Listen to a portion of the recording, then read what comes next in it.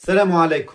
مقهورين مصدومين ومقهورين كالعادة، والبطل المسرحية المرة ذي سوريا فلسطين، وبالله ما يخرجيش حتى واحد يقول لي فلسطين والعروبة وكل شيء. أي نحكي على كرة القدم اليوم. فلسطين وسوريا عملوا العار، عملوا الريحة بالفيلم اللي عملوه، فيلم سيء الإخراج. فلسطين وسوريا يدوروا في الكرة ماتش كامل، ماتش يوفى بالتعادل، ماتش يخلي تونس تروح رغم الربح متاعنا. الحقيقة اتفرجت على ماتش سوريا وفلسطين أكثر من الماتش متاع تونس وقطر. لا ثم لا خريبين، لا ثم لا شسمه هو حمدان اللي يشوط من 100 متر. خريبين مش موجود. الجمهور يضحك وشيخ مع بعضه، ظاهر مسرحية سيئة الإخراج. من الآن أعلنوا ما عادش نشاهد حتى منتخب عربي، لأنه المنتخبات العربية عملت الفضح بالحسابات متاعها. اليوم فلسطين وسوريا خرجوا المنتخب رسميا، ولو أنه نرجع ونقول ما يندبلك كان ظفرك، وكما يقول الشاعر سيبها عظم طيبها وتبعها دجاج. لأنه اللي صار اليوم تونس كالعادة يذكرني بماتش فرنسا خويا، ورسميا ماتش فرنسا وقت ربحناه 1-0 كنا نستناو في الترشح، كيف ما جيناش الهدية من الدنمارك ومن استراليا. نذكر الماتش اليوم تتفرج في فلسطين وسوريا وانت متأكد الماتش بشوفه 0-0. يقعدوش 750 نهار يلعبوا 0-0، يوصل قدام الكاج هكا. ظاهر اللي يفهم في الكرة ويبدل الكرة على اليمين. شفت الشوطة خريبين حتى في السماء. ماتش سوريا وفلسطين هذايا باش يقعد عار على مستوى كرة القدم العربية، ومن غير حتى واحد ما يخرج لي ويقول لي هذاك هو الماتش مش كوريكت. ماهوش كوريكت، خاطر تفرجت على الماتش نتاع فلسطين وسوريا أكثر من ماتش تونس وقطر. الأولاد اليوم في بعض رديات المباراة تفرجت فيهم لعبوا مباراة طيبة، خاصة في الشوط الأولاني. بالرمضان ولا لهم زيدان اليوم، خاصة في الشوط الأولاني. نحكي شوية في الشوط الثاني تفرجت، ولكن راني تفرجت حتى في ملخص الشوط الأولاني نتاع فلسطين. يعني من غير حتى حد ما يقول لي الكرة والشعب الفلسطيني على راسنا وعيننا، معناها الشعب الفلسطيني حليوه، لكن المنتخب نتاعكم وخاصة سوريا ظاهرة عيني عينك. باهي، احنا اللي غالطين، احنا اللي سيبنا ماتشواتنا، احنا احسن فريق في المجموعة ظاهر باللعب، لكن عنا الله غالب، عنا مدرب ما قراش اللعبة، عنا ملاعبية جاو تعبين. هذوما الكل اسباب. اليوم شفنا منتخب عامل على قليل ربح، لكن الربح يقهرك كي يخسر وزيد يقهرك كي يربح. يعني المنتخب التونسي ما تنجمش تتبعه. قلت لكم راهو تشات جي بي تي كان يتبع تونس يدخل في حيط، لانه كل ما نقولوا باش تخسر تربح، كل ما تقول تخسر. حسيلو المنتخب التونسي منتخب التناقضات الكبرى. اليوم لا شفنا لا معناها كما قلنا مرة فات برشا كان سوء معناها في اللعب التالي. الدفاع ما كانش منظم، اليوم الدفاع كان منظم، لعبة ماشية. الهجوم عرف كيفاش يعمل، عرف كيفاش يوقفوا الولاد، خاصة باش كي تبدا قطر تلعب. قطر ما بينتش برشا حاجات. سوريا اللي هي متسبة في خروج تونس، واقل قليل زاد كيف حتى فلسطين متسبة في خروج تونس، لكن ما تنجم تلوم على حتى واحد. حبيبي انت خرجت روحك بروحك، خرجت روحك لانك انت استسهلت المنافسين من الاول. وقت اللي حكت الركب من بعد لقيت روحك خارج باربع نقاط، 4 نقاط فضيحة. كنت تنجم تكمل 9 نقاط في مجموعة ضعيفة. نقول لك اللي هي ضعيفة لانك انت ما عرفتش كيفاش تستغل.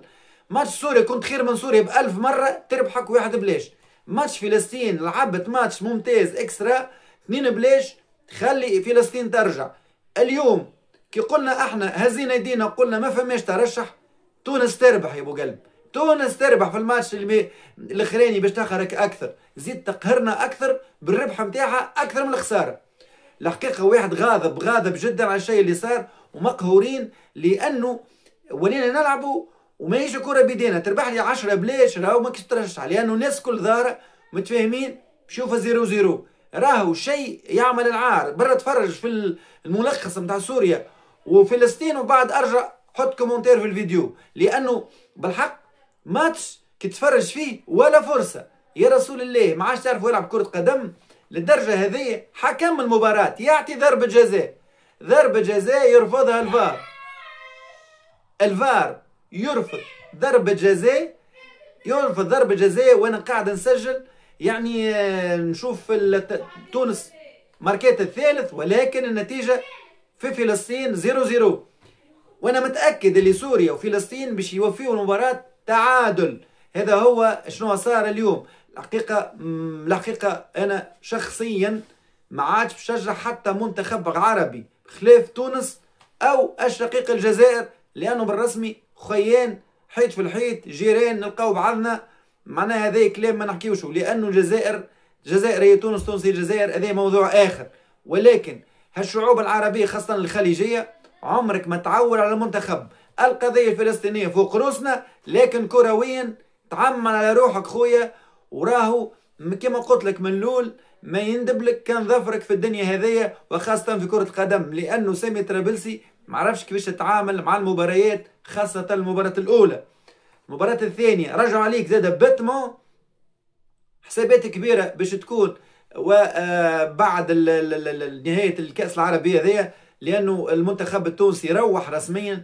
واذا كان روح المنتخب التونسي لازم نقراو العبره وناخذوا العبره من المشاركه هذيا. نشكر الملاعبيه اليوم على قليل على ما قدموها اليوم، لانه الله غالب ربحوا، ومباراه طيبه ب10 ملاعبيه عملوا. انا شفت الاولاد اليوم مندفعين جرينتا للاخر. الحقيقه نتمنى اللي الملاعبيه الصغار زاد ياخذوا فرصتهم اكثر في الماتشات الجايه. نتمنى بالانتصار هذايا على قليله ترجع شويه الروح في كره القدم التونسيه، لان ماناش سيئين والله لنا خايبين، اما روحنا بالحق. اليوم بينا اللي احنا منتخب بيكون احسن واحد في المجموعه هذه، والدليل ظهر لي احنا اكثر منتخب مسجل، يعني هجوميا ماناش خايبين. اخطاء البدايه الدفاعيه اللي اثرت علينا، وخاصه التحضير البدني السيء والملاعبيه اللي جاو روتار، وهك التحضير قلنا اللوجستي من الجامعه اللي فشل كل شيء. ب4 نقاط بدموعك على خدك تروح تشد طريق المطار. انت رابح المنتخب القطري بكل سهوله ب10 ملاعبيه. واقولها واكرر، مباراه سوريا وفلسطين غير بريئه، مباراه تلعبت فيها برشا حسابات، عندهم الحق يحسبوا الحسابات هذه، لكن راهي كره قدم وهذه ما فماش روح رياضيه.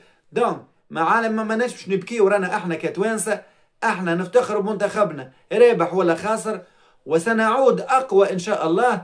سنعود ان شاء الله في كاس افريقيا اذا كان وقفت الرجال الصحاح ورجعوا الملاعبيه الاصليين. نلعبوا لكم بزوز فقط اللي هما مرياح وفرجاني ساسي، هذوكم الاساسيين في المنتخب الاولاني، وذي رساله لدول الخليج الكل، رانا نلعبوا لكم بمنتخب ناقص 10 ملاعبيه كاملين.